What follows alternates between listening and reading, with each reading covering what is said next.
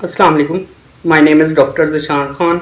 उम्मीद है कि आप सब ठीक होंगे। इस वक्त कोरोना की थर्ड वेव पूरे बरसगीर में बहुत ज़्यादा ख़तरनाक सूरत हाल इख्तियार कर चुकी है।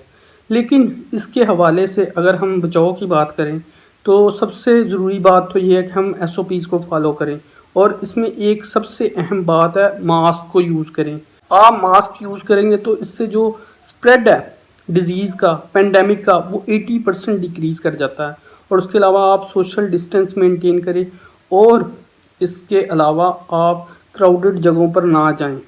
आप खुद को सैनिटाइज़ करें, और इसमें जो एक बहुत अहम बात है वो ये है कि आप कोशिश करें आप बिना किसी काम के घर से बाहर ना निकलें। इस सूरत हाल को सीरियस लें, इस पेंडेमिक को सीरियस लें, और इस बात को दूसरों तक भी कन्वे करें। एहतियात बहुत ज़रूरी है, और अपनी इम्यूनिटी का ध्यान रखें। ज़्यादा से ज़्यादा फ्लूइड इनटेक यूज़ करें, और ख़ुद को आप इस तरह बेहतर तौर पर महफूज रख सकते हैं। इंडिया में कोरोना वायरस के यकदम फैलाव की बड़ी वजह क्या बनी है, यानी तीसरी वेव ने जो इंडिया में तबाही मचाई है उसके कुछ असबाब भी हैं। जैसे कि वहाँ पिछले कुछ दिनों में होली का त्यौहार मनाया गया, SOPs का ख्याल नहीं किया गया।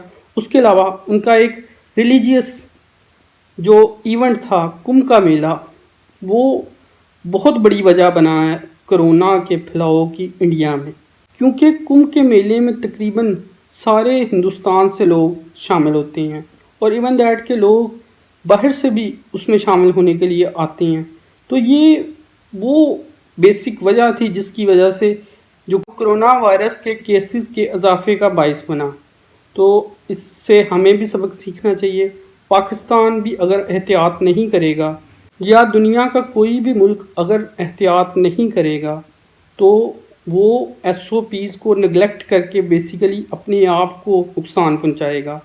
उसकी वजह से कोरोना फैलेगा, और उसकी वजह से जो डेथ रेट है वो इंक्रीज़ कर जाएगा, और ये बेसिकली सबके लिए बुरा है। तो हमें SOPs को फॉलो करके ख़ुद को भी बचाना है और दूसरों को भी बचाना है।